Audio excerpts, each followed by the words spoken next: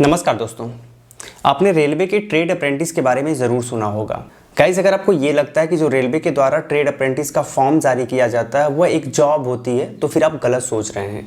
But trade apprentice बहुत ही ज़्यादा important होता है। आज के सेशन में हम कवर करेंगे, इसे जानेंगे कि ट्रेड अप्रेंटिस कौन कौन कर सकता है और इसे करने के आपके फ़ायदे क्या हैं। तो आप पूरी वीडियो से लास्ट तक जरूर बने रहिएगा। हे गाइस, मैं अशोक सिंह और आप देख रहे हैं अलग क्लासेस। चलिए वीडियो को शुरू करते हैं। हमेशा अपडेट रहने के लिए सब्सक्राइब करें और फिर बेल आइकॉन पर क्लिक करें। तो गाइस, सबसे पहले जान लेते हैं कि ये ट्रेड अप्रेंटिस होता क्या है। तो ट्रेड अप्रेंटिस अलग अलग ऑर्गेनाइजेशन के द्वारा करवाया जाता है, जिसमें रेलवे के द्वारा जो ट्रेड अप्रेंटिस करवाया जाता है वो काफ़ी फेमस होता है। तो जो रेलवे के द्वारा ट्रेड अप्रेंटिस करवाया जाता है वह 1 वर्ष की ट्रेनिंग होती है। इस 1 वर्ष में आपको बहुत कुछ सिखाया जाता है कि कैसे आपको काम करना है। आपको बताना चाहेंगे कि ट्रेड अप्रेंटिस वही कर सकता है जो कम से कम ITI किया हुआ हो, चाहे वो NCVT से किया हो चाहे SCVT से किया हो, तभी वो ट्रेड अप्रेंटिस कर सकता है। तो जब आप ITI में एडमिशन लेते हो तो आपके पास थियरी की अच्छी नॉलेज होती है, बट आपके पास प्रैक्टिकली जो नॉलेज होती है वो नहीं होती है। वो प्रैक्टिकली नॉलेज आप ट्रेड अप्रेंटिस करके सीख सकते हो। तो रेलवे के द्वारा जो ट्रेड अप्रेंटिस करवाया जाता है वो आपको प्रोवाइड करता है वो प्रैक्टिकल नॉलेज जो आपको फ्यूचर में जरूरी होगा कहीं भी अगर आप काम करेंगे तब। इस 1 वर्ष के ट्रेनिंग के दौरान आपको स्टाइपेंड भी प्रोवाइड किया जाता है, जो कि लगभग 8,000 से 10,000 के बीच में होता है। ट्रेड अप्रेंटिस करने के लिए 15 वर्ष एटलीस्ट आपकी एज कंप्लीट होनी चाहिए। अगर आप 15 वर्ष आपकी एज कंप्लीट है तो आप इसमें एप्लीकेशन कर सकते हैं। अधिकतम 25 वर्ष तक आप इसे अप्लाई कर सकते हैं। अगर आप SC ST हैं तो 5 वर्ष एज में छूट मिल जाती है। अगर आप OBC हैं तो एज में 3 वर्ष की आपको छूट मिलती है। वहीं अगर आप दिव्यांग कैटेगरी में आते हैं तो एज में 10 वर्ष की छूट मिलती है, जबकि अगर आप एक्स सर्विसमैन हैं तो एज में 3 वर्ष की छूट आपको भी मिलती है।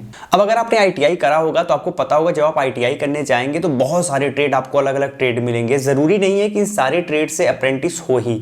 गाइस, जब नोटिफिकेशन जारी किया जाता है किसी भी विभाग के द्वारा तो उसमें बताया जाता है कि हाँ भी जो ट्रेड अप्रेंटिस करवाएंगे उसमें कौन कौन से ट्रेड को हम शामिल करेंगे। तो नोटिफिकेशन के समय आप चेक कर सकते हैं कि कौन कौन से ट्रेड को लिया जा रहा है। उस ट्रेड में अगर आपने ITI किया हो तो आप इसमें अप्लाई कर सकते हैं। वैसे आप किसी भी ट्रेड में किए हो उन सभी ट्रेड से लगभग आपको ट्रेड अप्रेंटिस मिल ही जाता है, बट एक सेम टाइम पर इन सारे ट्रेड से अप्लाई नहीं कर सकते। अलग अलग टाइम पीरियड में ये नोटिफिकेशन जारी किए जाते हैं अलग। हम जान लेते हैं कि ट्रेड अप्रेंटिस को करने के लिए आपका सिलेक्शन कैसे होता है। तो इसमें सिलेक्शन के लिए बेसिकली आपके हाई स्कूल यानी आपने 10th जो किया है उस हाई स्कूल में आपके कितने मार्क्स हैं और आपने ITI जो करा है उस ITI में आपके कितने मार्क्स हैं, इन दोनों को मिला के एक मेरिट चार्ट प्रिपेयर किया जाता है जिसके बेसिस पे आपका सिलेक्शन होता है। सेकंड ये है कि आपके हाई स्कूल के बेसिस पर भी बहुत सारे ऑर्गेनाइजेशन आपको सिलेक्शन देते हैं ट्रेड अप्रेंटिस के लिए। तो यहाँ पर किसी प्रकार का रिटन टेस्ट नहीं होता, किसी प्रकार का इंटरव्यू नहीं होता, सिर्फ मेरिट के बेसिस पे आप सेलेक्ट हो जाते हो ट्रेड अप्रेंटिस करने के लिए।